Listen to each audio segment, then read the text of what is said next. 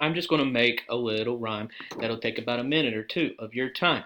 This is about the New Testament. Don't have enough time to share all of it. 26 letters make up this section. We start with Matthew and end with Revelation. Over half of it was written by a man named Paul. Did you know? He was originally named Saul. He became known as the leader to the Gentiles. How'd he get around? He must have walked miles. A few he wrote were Corinthians and Philippians, but questions arise on letters like 2nd Thessalonians. There are a few books labeled as Deutero-Paul.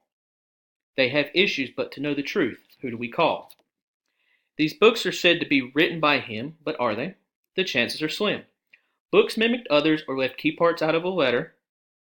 Does it matter who wrote it? What makes it better? The most widely known books are called the Synoptics. Matthew, Mark, and Luke. Which one do we pick? Did they know each other or did someone copy? Different theories speak on this, and none are sloppy. The two source and fair are two for consideration. What you choose is for your own interpretation. Who copied who? Did a book use multiple? Or were they like you, Luke, which used a couple? One key note is who the letters were written to. The Romans, the Jews, and the Gentiles all have to be happy. What more can you do? We can't forget about the book of John. The spiritual side is what it focuses on. All books tell the same story, some sharing more. So reading them all, it will not be a chore. All four highlight about Jesus' birth and death by crucifixion. They even go as far to speak on his resurrection.